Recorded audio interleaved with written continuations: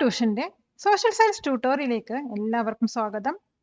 ഇന്ന് നമ്മൾ പഠിക്കാൻ പോകുന്നത് ചാപ്റ്റർ 3 മൂവ്മെന്റ് ഓഫ് എർത്തിൽ വരുന്ന important ക്വസ്റ്റ്യൻസുകളാണ്.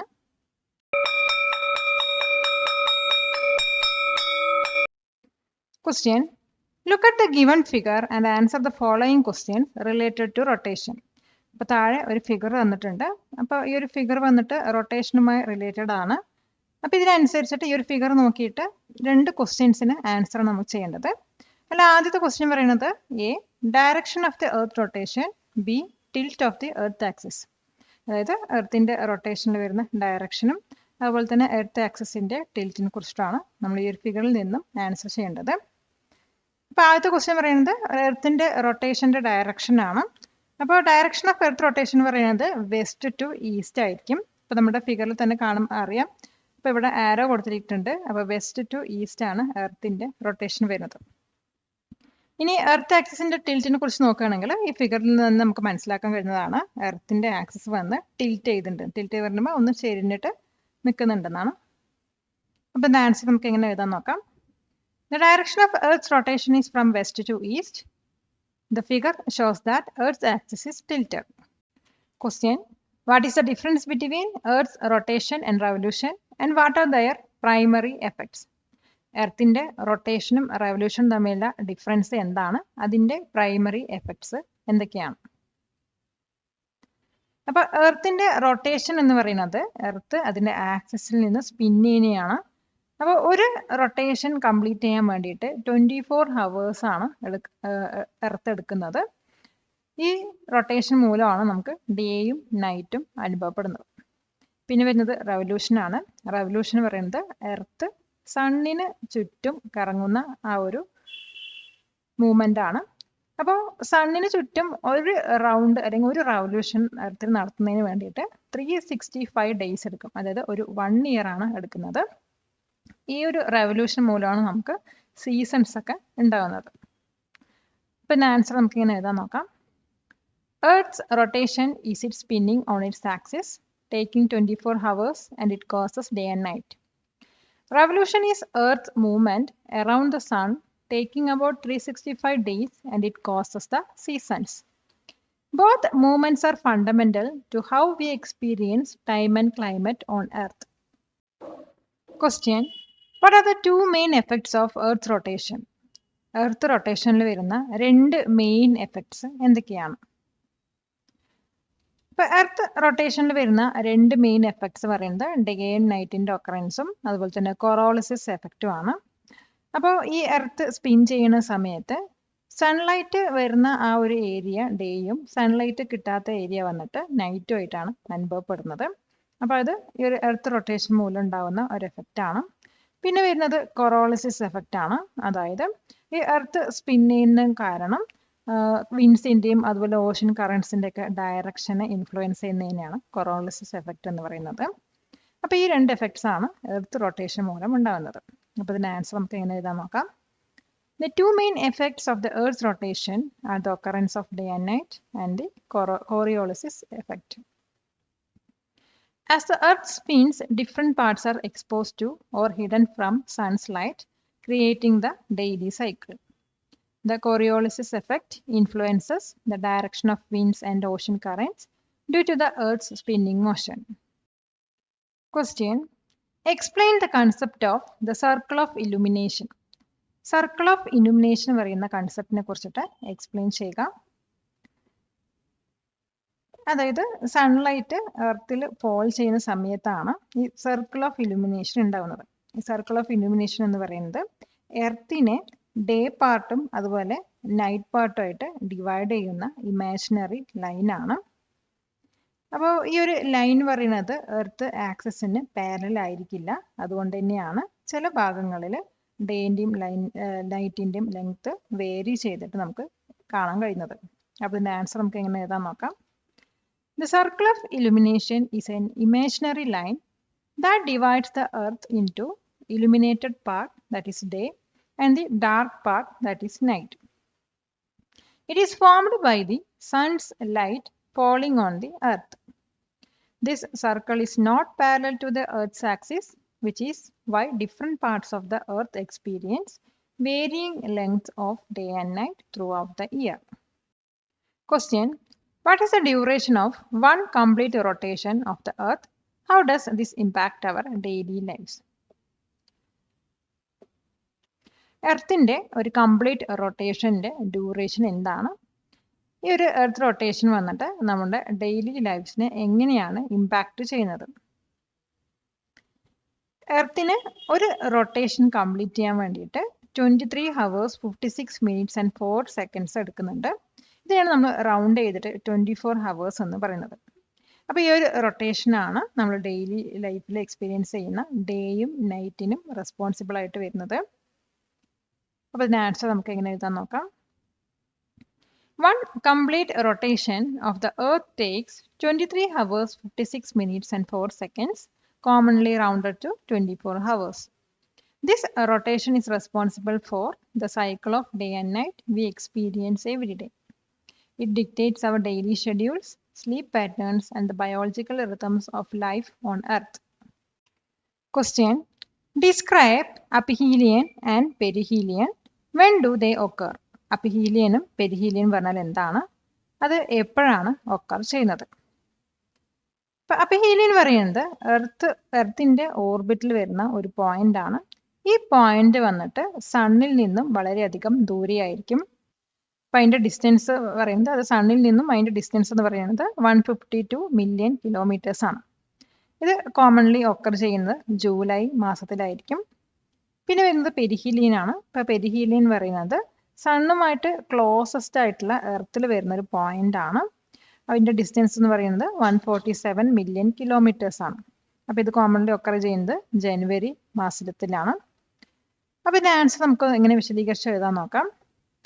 Aphelion is the point in Earth's orbit where it is the farthest from the Sun, occurring in July at about 152 million kilometers. Perihelion is the point where the Earth is closest to the Sun, occurring in January at about 147 million kilometers. These varying distances are due to Earth's elliptical orbit. കൊടുക്കുന്നതോറും ഏറിടും വിദ്യ തന്നെ മഹാധനം. ഈ video ഉപകാരപ്പെട്ടുവെങ്കിൽ like ചെയ്യൂ, share ചെയ്യൂ. Question: what are equinoxes? Name the two equinoxes and their dates. ഇക്വിനോക്സസ് പറഞ്ഞാൽ എന്താണ്, രണ്ട് ഇക്വിനോക്സസ് ഏതാണ്, അവയുടെ ഡേറ്റും കൂടെ പറയാം. അപ്പോൾ ഇക്വിനോക്സസ് എന്ന് പറയുന്നത് ഇക്വേറ്ററിൽ സൺറൈസ് വന്നിട്ട് വെർട്ടിക്കലായിട്ട് ഫോൾ ചെയ്യുന്ന ചില സമയങ്ങളാണ്, സ്പെസിഫിക് ആയിട്ടുള്ള സമയങ്ങളാണ്. അപ്പോൾ ഈ ദിവസങ്ങളിൽ അല്ലെങ്കിൽ ഈ ഒരു ഡേറ്റുകളിൽ നോർത്തേൺ ഹെമിസ്ഫിയറിലും അതുപോലെ തന്നെ സദേൺ ഹെമിസ്ഫിയറിലും ഡേൻ്റെയും നൈറ്റിൻ്റെയും ലെങ്ത് വന്നിട്ട് ഈക്വൽ ആയിരിക്കും. അപ്പോൾ രണ്ട് ഇക്വിനോക്സസ് എന്ന് പറയുന്നത് മാർച്ച് 21 സ്പ്രിംഗ് ഇക്വിനോക്സും അതുപോലെ സെപ്റ്റംബർ 23 ഓട്ടോമിനൽ ഇക്വിനോക്സും ആണ്. അപ്പോൾ ഇതിൻ്റെ ആൻസർ നമുക്ക് ഇങ്ങനെ വിശദീകരിച്ച് എഴുതാൻ നോക്കാം. Equinoxes are specific times when the sun's rays fall vertically on the equator. On these dates, the length of day and night is equal across both the northern and southern hemispheres. The two equinoxes are the spring equinox on March 21st and the autumnal equinox on September 23rd. Question: explain the summer solstice in the northern hemisphere. What happens to day length? Northern ഹെമിസ്ഫിയറിലുള്ള summer സോൾസ്റ്റൈസിനെ കുറിച്ചിട്ട് explain ചെയ്യുക. Day ലെങ്ത്തിന് എന്താണ് സംഭവിക്കുന്നതും കൂടി explain ചെയ്യുക. June 21 northern ഹെമിസ്ഫിയറിൽ summer solstice ഉണ്ടാവുന്നത്. ഈ ഒരു ദിവസത്തിൽ വന്നിട്ട് 23.5 ഡിഗ്രി നോർത്തിലുള്ള ട്രോപ്പിക് ഓഫ് ക്യാൻസറിൽ സൺറൈസ് വന്നിട്ട് വെർട്ടിക്കലായിട്ടായിരിക്കും ഫോൾ ചെയ്യുക. അപ്പോൾ ഇതുമൂലം നോർത്തേൺ ഹെമിസ്ഫിയറിൽ വന്നിട്ട് ലോങ് ഡേയും അതുപോലെ തന്നെ ഷോർട്ടസ്റ്റ് നൈറ്റും ആയിരിക്കും എക്സ്പീരിയൻസ് ചെയ്യുന്നത്. അപ്പോൾ ഇതിൻ്റെ ആൻസർ നമുക്ക് എങ്ങനെ എഴുതാൻ നോക്കാം. The summer solstice in the northern hemisphere occur on June 21st. On this day, the sun's rays fall vertically on the Tropic of Cancer, that is 23.5 degree north. Consequently, the northern hemisphere experiences its longest day and shortest night of the year. The northern polar region has continuous daylight for about 6 months during this period. Question: what are the changes that happen to the length of day in the southern hemisphere on the summer solstice, that is June 21? June 21 summer സോൾസ്റ്റൈസിൽ southern ഹെമിസ്ഫിയറിൽ വരുന്ന ഡേയിലെ ലെങ്ത്തിന് എന്ത് സംഭവിക്കും, എന്ത് changes ആണ് വരുന്നതെന്നാണ് ചോദിക്കുന്നത്. ഇപ്പോൾ സമ്മർ സോൾസ്റ്റേസ് പറയുന്നത് ജൂൺ 21 ഇവിടെ ഈ സമയത്ത് വന്നിട്ട് നോർത്തേൺ ഹെമിസ്ഫിയറിൽ ലോങ്ങസ്റ്റ് ഡേയും അതുപോലെ ഷോർട്ടസ്റ്റ് നൈറ്റും ആണ് എക്സ്പീരിയൻസ് ചെയ്യാം. അപ്പോൾ സദേൺ ഹെമിസ്ഫിയർ അടുക്കുകയാണെങ്കിൽ ഇതിൻ്റെ നേരെ ഓപ്പോസിറ്റ് ആയിരിക്കും നമുക്ക് എക്സ്പീരിയൻസ് ചെയ്യുക. അതായത് ഷോർട്ടസ്റ്റ് ഡേയും ലോങ്ങസ്റ്റ് നൈറ്റും ആയിരിക്കും. ഇതിൻ്റെ കാരണം എന്താണെന്ന് വെച്ചാൽ നോർത്തേൺ ഹെമിസ്ഫിയറിലുള്ള ട്രോപ്പിക് ഓഫ് ക്യാൻസറിനകത്ത് സണ്ണിൻ്റെ റേസ് വെർട്ടിക്കലായിട്ട് വീഴുന്നത് കൊണ്ടാണ്. അപ്പോൾ ഇതിൻ്റെ ആൻസർ നമുക്ക് എങ്ങനെ എഴുതാൻ നോക്കാം.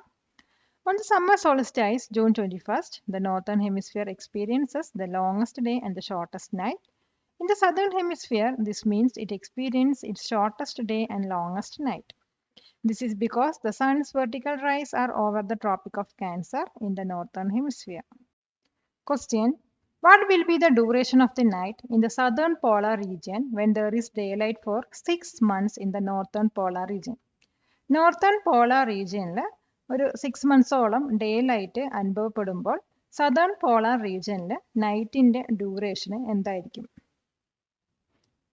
ഇപ്പോൾ നോർത്തേൺ പോളാർ റീജിയനിൽ കണ്ടിന്യൂസ് ഡേ ലൈറ്റ് ഒരു 6 മന്ത്സോളം കിട്ടും, അതായത് മാർച്ച് മുതൽ സെപ്റ്റംബർ വരെ. അപ്പോൾ ഈ ഒരു സമയത്ത് സദേൺ പോളാർ റീജിയനിൽ വന്നിട്ട് കണ്ടിന്യൂസ് ഡാർക്ക്നെസ് അല്ലെങ്കിൽ നൈറ്റ് ആയിരിക്കും ആ ഒരു സെയിം പീരീഡിൽ എക്സ്പീരിയൻസ് ചെയ്യുന്നത്. ഇതിൻ്റെ കാരണം എന്താണെന്ന് വെച്ചാൽ എർത്ത് ടിൽറ്റ് ചെയ്താണ് നിൽക്കുന്നത് നമ്മൾ നേരത്തെ പറഞ്ഞു. അപ്പോൾ അതുമൂലം ഒരു പോളിൽ ഫുള്ളി ഡേ ലൈറ്റും മറ്റൊരു പോളിൽ ഫുള്ളി ഡാർക്ക്നെസ് ആയിരിക്കും ഉണ്ടാവുക. ഇത് വന്നിട്ട് എർത്തിൻ്റെ റെവല്യൂഷൻ മൂലമാണ് ഇങ്ങനെ സംഭവിക്കുന്നത്. അപ്പോൾ ഇതിൻ്റെ ആൻസർ നമുക്ക് എങ്ങനെ എഴുതാൻ നോക്കാം. When the northern polar region has continuous daylight for 6 months from March to September, the southern polar region experiences continuous darkness or night for the same period. This is because the Earth's tilt causes one pole to be illuminated while the other is in darkness during different parts of its revolution. Question: look at the figure. A. In which direction does the apparent position of the sun shift from 21st March onwards? B.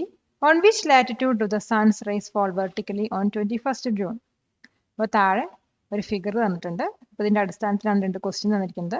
ഇപ്പോൾ A വരുന്ന question പറയുന്നത് 21st March മുതൽ നമ്മുടെ സണ്ണിൻ്റെ apparent position ഏത് ഡയറക്ഷനിലോട്ടായിരിക്കും shift ചെയ്യാന്നാണ്. അതുപോലെ B വരുന്ന question പറയുന്നത് ഏത് ലാറ്റിറ്റ്യൂഡിലാണ് സൺറൈസ് 21st ജൂണിൽ വെർട്ടിക്കലി ഫോൾ ചെയ്യുന്നതാണ്. അപ്പോൾ നമുക്ക് ആദ്യത്തെ ക്വസ്റ്റ്യൻ ആൻസർ ചെയ്യാം. അതായത് 21st മാർച്ച് മുതൽ സണ്ണിൻ്റെ അപ്പാരൻറ്റ് പൊസിഷൻ വന്നിട്ട് നോർത്ത് വാർഡായിരിക്കും ഷിഫ്റ്റ് ചെയ്യുക. അതായത് ട്രോപ്പിക് ഓഫ് ക്യാൻസറിൻ്റെ അടുത്തായിട്ടായിരിക്കും അത് ഷിഫ്റ്റ് ആവുന്നത്. ഇനി സെക്കൻഡ് വണ്ണിൻ്റെ ആൻസർ നോക്കാം. അതായത് 21st ജൂണിൽ സൺറൈസ് വന്നിട്ട് ട്രോപ്പിക് ഓഫ് ക്യാൻസർ, അതായത് 23.5 ഡിഗ്രി നോർത്ത് ലാറ്റിറ്റ്യൂഡിലുള്ള ട്രോപ്പിക് ഓഫ് ക്യാൻസറിലായിരിക്കും സൺറൈസ് വെർട്ടിക്കലി ഫോൾ ആവുന്നത്. അപ്പോൾ അതിൻ്റെ ആൻസർ നമുക്ക് എങ്ങനെ എഴുതാൻ നോക്കാം. A. From 21st March onwards, the sun's apparent position shifts northward towards the Tropic of Cancer. B. On 21st June, the sun's rays fall vertically on the Tropic of Cancer, that is 23.5 degree north latitude. Question: explain the winter solstice in the northern hemisphere. What happens to day length? Northern ഹെമിസ്ഫിയറിലുള്ള winter സോൾസ്റ്റേസിനെ കുറിച്ച് explain ചെയ്യുക, അതോടൊപ്പം day ലെങ്ത്തിന് എന്ത് സംഭവിക്കുന്നതും കൂടി explain ചെയ്യാം. ഇപ്പോൾ winter സോൾസ്റ്റേറ്റ് വന്നിട്ട് നോർത്തേൺ ഹെമിസ്ഫിയറിൽ ഡിസംബർ 22 ഒക്കർ ചെയ്യുന്നത്. ഈ ഒരു സമയത്ത് സൺറൈസ് വന്നിട്ട് 23.5 ഡിഗ്രി സൗത്തിലുള്ള ട്രോപ്പിക് ഓഫ് കാപ്രിക്കോണിലായിരിക്കും വെർട്ടിക്കലി ഫോൾ ചെയ്യുന്നത്. ഇതെന്ത് റിസൾട്ട് ചെയ്യുക വെച്ചാൽ നോർത്തേൺ ഹെമിസ്ഫിയറിൽ ഷോർട്ടസ്റ്റ് ഡേയും അതുപോലെ ലോങ്ങസ്റ്റ് നൈറ്റുമാണ് എക്സ്പീരിയൻസ് ചെയ്യാം.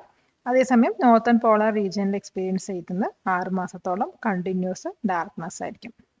അപ്പോൾ ഇതിൻ്റെ ആൻസർ നമുക്ക് എങ്ങനെ എഴുതാൻ നോക്കാം. The winter solstice in the northern hemisphere occurs on December 22nd. At this time, the sun's rays fall vertically on the Tropic of Capricorn, that is 23.5 degrees south. This results in the northern hemisphere experiencing its shortest day and the longest night of the year. The northern polar region experiences continuous darkness for about 6 months. Question: what are the changes that happens to the length of the day in the northern hemisphere on the winter solstice December 22nd? December 22ലുള്ള winter സോൾസ്റ്റൈറ്റിൽ northern ഹെമിസ്ഫിയറിലുള്ള ഡേയുടെ ലെങ്ത്തിന് എന്ത് changes ആണ് സംഭവിക്കുക? അപ്പോൾ winter solstice അതായത് ഡിസംബർ 22 വന്നിട്ട് സണ്ണിന്റെ അപ്പാരന്റ് പൊസിഷൻ എന്ന് പറയുന്നത് ട്രോപ്പിക് ഓഫ് കാപ്രിക്കോൺ, അതായത് സദേൺ ഹെമിസ്ഫിയറിലുള്ള ട്രോപ്പിക് ഓഫ് കാപ്രിക്കോണിന്റെ മേലെയായിരിക്കും. അപ്പോൾ ഇതിന്റെ അർത്ഥം എന്താണെന്ന് വെച്ചാൽ നോർത്തേൺ ഹെമിസ്ഫിയറിൽ ഷോർട്ടസ്റ്റ് ഡേയും അതുപോലെ ലോങ്ങസ്റ്റ് നൈറ്റും ആയിരിക്കും അനുഭവപ്പെടുന്നത്. അതേസമയം സദേൺ ഹെമിസ്ഫിയറിൽ ലോങ്ങസ്റ്റ് ഡേ ആയിരിക്കും അനുഭവപ്പെടുക. അപ്പോൾ ഇതിന്റെ ആൻസർ നമുക്ക് എങ്ങനെ എഴുതാൻ നോക്കാം.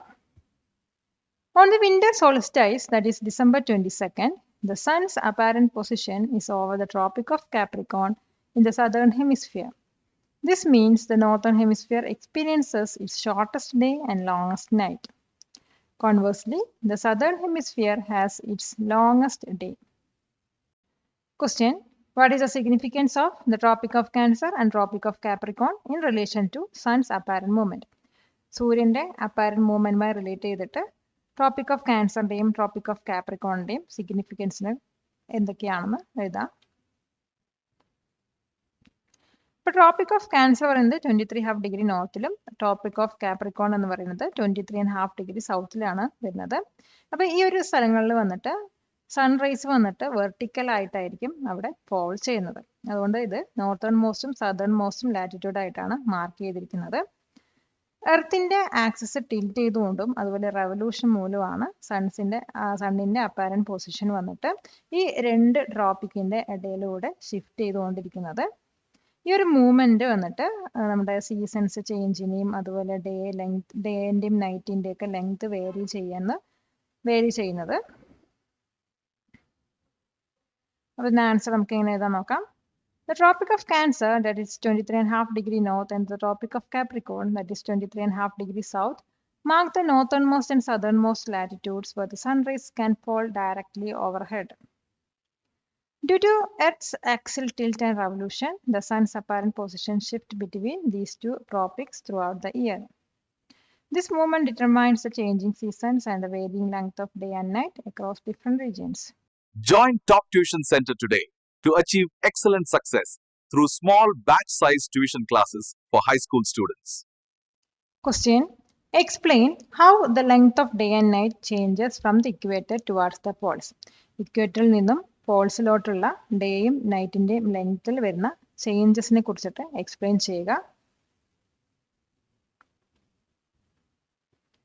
അപ്പോൾ ഇക്വേറ്റർ പറയുന്നത് 0 ഡിഗ്രി ആണ്. ഈ ഒരു സ്ഥലത്ത് വന്നിട്ട് ഡേയും നൈറ്റും എപ്പോഴും 12 hours ആയിരിക്കും ലെങ്ത് വരുന്നത്.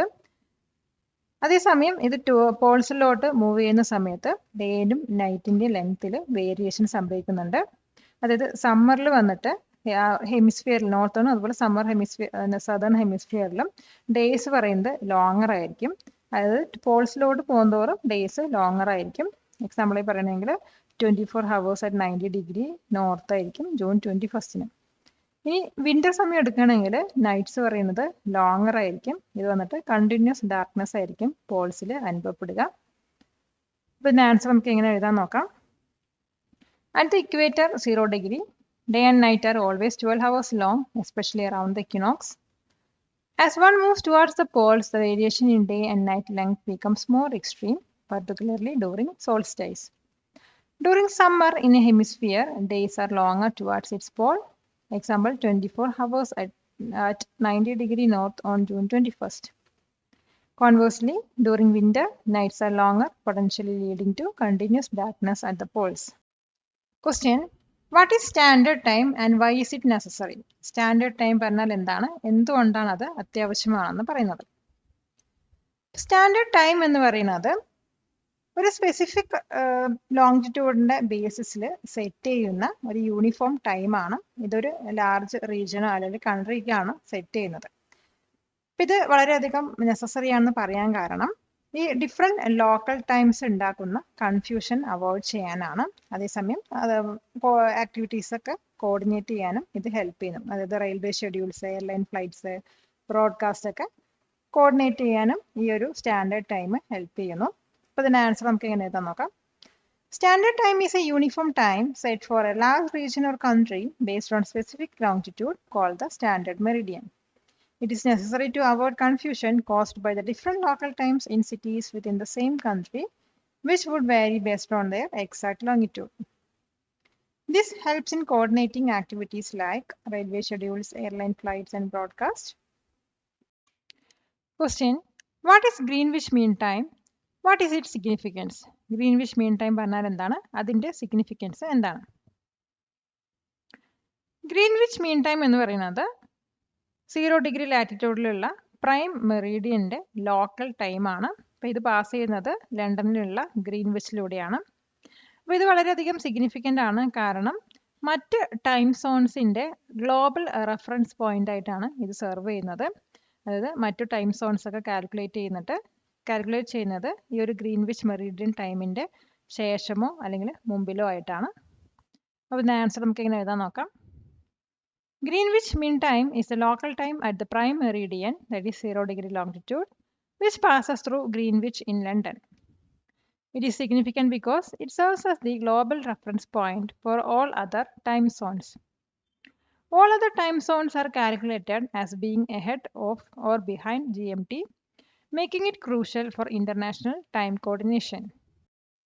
Question: How is the time difference calculated between two longitudes? Provide an example. രണ്ട് ലോങ്റ്റിറ്റ്യൂഡ്സിൻ്റെ ഇടയിലുള്ള ടൈം ഡിഫറൻസ് എങ്ങനെയാണ് കാൽക്കുലേറ്റ് ചെയ്യുക? അതിനൊരു എക്സാമ്പിൾ പ്രൊവൈഡ് ചെയ്യാം. ഇപ്പോൾ രണ്ട് ലോങ്റ്റിറ്റ്യൂഡ്സിൻ്റെ ഇടയിലുള്ള ടൈം ഡിഫറൻസ് കാൽക്കുലേറ്റ് ചെയ്യുന്നത് എർത്തിൻ്റെ റൊട്ടേഷൻ്റെ അടിസ്ഥാനത്തിലാണ്. അതായത് 1 ഡിഗ്രി ഓഫ് ലാങ്റ്റിറ്റ്യൂഡ് പറയുന്നത് 4 മിനിറ്റ്സിന് ഈക്വൽ ആണ്. ഇപ്പോൾ എക്സാമ്പിളായി പറയുകയാണെങ്കിൽ 15 ഡിഗ്രി ഈസ്റ്റ് ഓഫ്, അതായത് ഗ്രീൻവിച്ചിൻ്റെ ഈസ്റ്റിലോട്ട് 15 ഡിഗ്രി എടുക്കുകയാണെങ്കിൽ അവിടെ വരുന്ന ടൈം ഡിഫറൻസ് എന്ന് പറയുന്നത് 15 × 4 that is equal to 60 minutes or 1 hour ആണ്. ഇനിയിപ്പോൾ 15 ഡിഗ്രി വെസ്റ്റ് ആണ്, ഗ്രീൻവിച്ചിൻ്റെ 15 ഡിഗ്രി വെസ്റ്റ് ആണെങ്കിൽ അവിടെ എടുക്കുന്നത് 1 ഹവർ ബിഹൈൻഡ് GMT ആണ്. അപ്പോൾ ഈസ്റ്റ് ആണെങ്കിൽ 1 ഹവർ എഹെഡ് ഓഫ് GMT ആണ്, അല്ലെങ്കിൽ വെസ്റ്റിലാണെങ്കിൽ 1 ഹവർ ബിഹൈൻഡ് GMT ആയിട്ടാണ് എടുക്കുന്നത്. അപ്പോൾ ആൻസർ നമുക്ക് ഇങ്ങനെ എഴുതാൻ നോക്കാം. The time difference between two longitudes is calculated based on the Earth's rotation, where 1 degree of longitude equals 4 minutes of time. For example, if a location is 15 degree east of Greenwich, the time difference would be 15 × 4, that is equal to 60 minutes, or 1 hour ahead of GMT. If it is 15 degree west, it would be 1 hour behind GMT. Question: What is Indian Standard Time and what is its reference longitude? Indian Standard Time IST പറഞ്ഞാൽ എന്താണ്? അതിൻ്റെ reference longitude എന്താണ്? Indian standard time അല്ലെങ്കിൽ IST എന്ന് പറയുന്നത് ഇന്ത്യയിൽ observe ചെയ്യുന്ന standard ടൈമാണ്. അപ്പോൾ ഇവിടെ യൂസ് ചെയ്തിട്ടുള്ള റെഫറൻസ് ലോങ്ങിറ്റ്യൂഡ് വന്നിട്ട് 82.5 ഡിഗ്രി ഈസ്റ്റ് ആണ്. അതിൻ്റെ ആൻസർ നമുക്ക് എങ്ങനെ എഴുതാൻ നോക്കാം. Indian Standard Time or IST is the standard time observed across India. It is based on the longitude of 82.5 degree east. This longitude was chosen to ensure a reasonably uniform time across the country despite the significant longitudinal spread between its easternmost and westernmost states. This helps in managing a large and diverse nation. Question: What will be the time at 1 degree east and 1 degree west when it is 10 AM at Greenwich Meridian, that is 0 degree longitude? ഇപ്പോൾ Greenwich മെറിഡിയനിൽ 10 AM ആവുമ്പോൾ 1 degree ഈസ്റ്റിലും അതുപോലെ 1 degree വെസ്റ്റിലുമുള്ള time എന്തായിരിക്കും?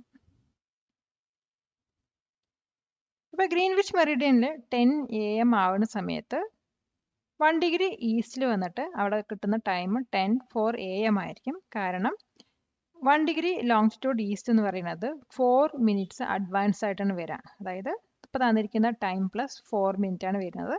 അപ്പോൾ 10:04 ആണ് അവിടെ, 10:04 AM ആണ് അവിടെ വരുന്നത്. ഇനി അതേസമയം 1 ഡിഗ്രി വെസ്റ്റിലോട്ട് പോകണമെങ്കിൽ 4 മിനിറ്റ്സ് നമ്മൾ തന്നിരിക്കുന്ന ടൈമിൽ നിന്നും മൈനസ് ചെയ്യുക, അതായത് ബാക്ക്വേർഡ് പോവുക.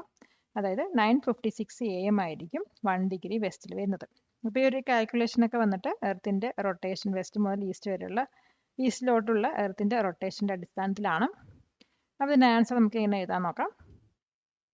The time at 1 degree east will be 10:04 AM because for every 1 degree longitude east, time advances by 4 minutes. The time at 1 degree west will be 9:56 AM because for every 1 degree longitude west, time lags by 4 minutes. This calculation is based on the Earth's rotation from west to east. Subscribe to this channel for more videos like this. Question. When it is 9 p.m. at Greenwich Meridian, what will be the time at 30 degree east? Greenwich Meridian 9 p.m. ആണെങ്കിൽ 30 degree ഈസ്റ്റിൽ എന്തായിരിക്കും time? അപ്പോൾ 30 degree east ഗ്രീൻവിച്ചിൽ നിന്നും 30 degree ഈസ്റ്റിൽ time കണ്ടുപിടിക്കണമെങ്കിൽ നമുക്ക് ആദ്യം time difference ആണ് കണ്ടുപിടിക്കേണ്ടത്. നമുക്കറിയാം ഓരോ ഡിഗ്രി ഓഫ് ലാംഗ്റ്റിറ്റ്യൂഡിൻ്റെയും ലാംഗ്റ്റിറ്റ്യൂഡ് പറയുന്നത് 4 മിനിറ്റ് അഡ്വാൻസ് ആണ്. അപ്പോൾ നമുക്ക് 30 ഡിഗ്രിയാണ് തന്നിരിക്കുന്നത്. അപ്പോൾ 30 × 4 മിനിറ്റ്സ് ചെയ്യുക. ദാറ്റ്സ് ഈക്വൽ ടു 120 മിനിറ്റ്സ് ആണ് നമുക്ക് കിട്ടുന്നത്.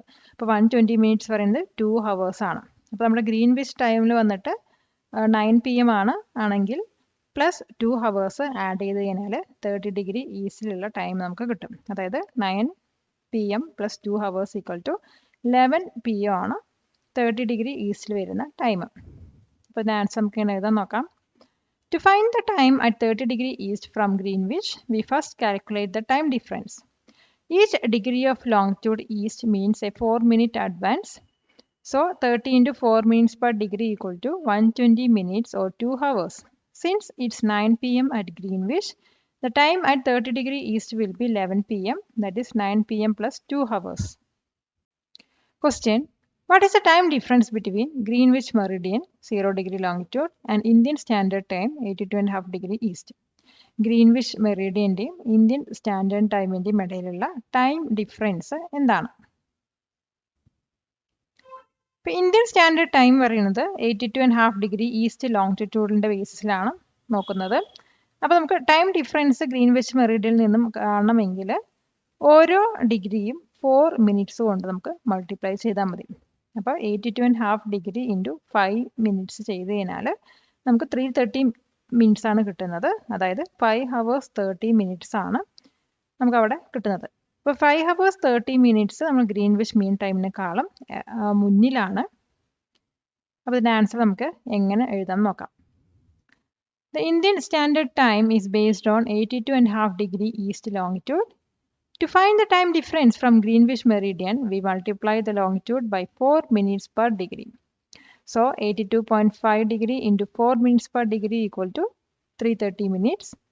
This means Indian Standard Time is 5 hours and 30 minutes ahead of Greenwich Mean Time. Question. Why is there a need for a common standard time in a vast country like India? India പോലുള്ള ഒരു vast കൺട്രിയിൽ എന്തുകൊണ്ടാണ് common standard time must ആണെന്ന് പറയുന്നത്? ഇപ്പോൾ India പറയുന്നത് east വെസ്റ്റിൽ spread ചെയ്ത് കിടക്കുന്ന ഒരു കൺട്രിയാണ്. അപ്പോൾ ഈസ്റ്റേൺ മോസ്റ്റിനും വെസ്റ്റേൺ മോസ്റ്റിനും പോയിന്റ്സിൻ്റെ ഇടയിൽ നല്ല ടൈം ഡിഫറൻസ് നമുക്ക് കാണാൻ കഴിയും. അപ്പോൾ ഒരു സ്റ്റാൻഡേർഡ് ടൈം ഇല്ലാതെ പല റീജിയൻസിലും ഡിഫറെൻറ്റ് ലോക്കൽ ടൈംസ് യൂസ് ചെയ്ത് കഴിഞ്ഞാൽ നമ്മുടെ ഡെയിലി ആക്ടിവിറ്റീസിൽ കൺഫ്യൂഷൻ ലീഡ് ചെയ്യും. അതുകൊണ്ടാണ് ഒരു സ്റ്റാൻഡേർഡ് ടൈം വേണം പറയുന്നത്. ഇപ്പോൾ സ്റ്റാൻഡേർഡ് ടൈം വന്നിട്ട് യൂണിഫോമിറ്റിയും അതുപോലെ കോർഡിനേഷനും അക്രോസ് ദ കൺട്രി എൻഷുർ ചെയ്യും. അപ്പോൾ ഇതിൻ്റെ ആൻസർ നമുക്ക് എങ്ങനെ എഴുതാൻ നോക്കാം. India has a large east-west spread causing a significant time difference between its easternmost and westernmost points. Without a common standard time, different regions would have different local times, leading to confusion in daily activities like train schedules, flights, and business operations. A standard time ensures uniformity and coordination across the nation. Question. How many time zones is the Earth divided into and what is the longitudinal width of each? എത്ര time സോണുകളായിട്ടാണ് എർത്തിനെ divide ചെയ്തിരിക്കുന്നത്? ഓരോ ഡിവിഷൻ്റെയും ലോങ്റ്റിറ്റ്യൂഡിനൽ width എത്രയാണ്? അപ്പം എർത്തിനെ 24 time zones ആയിട്ടാണ് divide ചെയ്തിരിക്കുന്നത്. ഓരോ time സോണിൻ്റെയും ലോങ്റ്റിറ്റ്യൂഡിനൽ width എന്ന് പറയുന്നത് 15 ഡിഗ്രിയാണ് വരുന്നത്. അതായത് ഈ ഒരു ഡിവിഷൻ വന്നിട്ട് ഒരു ഫുൾ റൊട്ടേഷൻ്റെ അടിസ്ഥാനത്തിൽ എർത്തിൻ്റെ ഫുൾ റൊട്ടേഷൻ്റെ അടിസ്ഥാനത്തിലാണ്. അപ്പോൾ ഒരു ഫുൾ റൊട്ടേഷൻ പറയുന്നത് 360 ഡിഗ്രിയാണ്. അതും 24 ഹവേഴ്സിലാണ് ഒരു 360 ഡിഗ്രി കവർ ചെയ്യുന്നത്. അപ്പോൾ നമ്മൾ 360 ഡിവൈഡ് ബൈ 24 ചെയ്ത് കഴിഞ്ഞാൽ നമുക്ക് 15 ആണ് കിട്ടുന്നത്. അപ്പോൾ ഓരോ ലോങ്റ്റിറ്റ്യൂഡിനൽ വിഡ്ത്ത് കവർ ചെയ്യുന്നത് 15 ഡിഗ്രി പെർ ഹവർ ആണ്. അപ്പോൾ ഇതിൻ്റെ ആൻസർ നമുക്ക് എങ്ങനെ എഴുതാൻ നോക്കാം. The Earth is theoretically divided into 24 time zones. Each time zone typically covers a longitudinal width of 15 degree. This division is based on the Earth completing one full rotation, that is 360 degrees, in 24 hours, meaning 15 degrees per hour, that is 360 divided by 24 equal to 15. Question: what is the international date line? Where is it located? International date line പറഞ്ഞാൽ എന്താണ്? അത് എവിടെയാണ് locate ചെയ്തിരിക്കുന്നത്? International date line പറയുന്നത് ഒരു imaginary line ആണ്. അപ്പോൾ ഇത് ഫോളോ ചെയ്യുന്നത് 180 ഡിഗ്രി ലോങ്റ്റിറ്റ്യൂഡ് ആണ്. അപ്പോൾ ഈ ഒരു ഐഡിയൽ എന്ന് പറയുന്നത് ഒരു ബൗണ്ടറി ആയിട്ടാണ് സെർവ് ചെയ്യുന്നത്. കാരണം ഒരാൾ ലോകം മുഴുവൻ ട്രാവൽ ചെയ്യുന്ന സമയത്ത് ഡേറ്റിൽ ചേഞ്ചസ് വരാം. അപ്പോൾ ഈ ഒരു ഡേറ്റിൻ്റെ ബൗണ്ടറി ഡേറ്റ് ആയിട്ടാണ് ഇത് സെർവ് ചെയ്യുന്നത്. പിന്നെ ഈ ഒരു ലൈൻ പറയുന്നത് പെർഫെക്റ്റ്ലി സ്ട്രെയിറ്റ് ആയില്ല.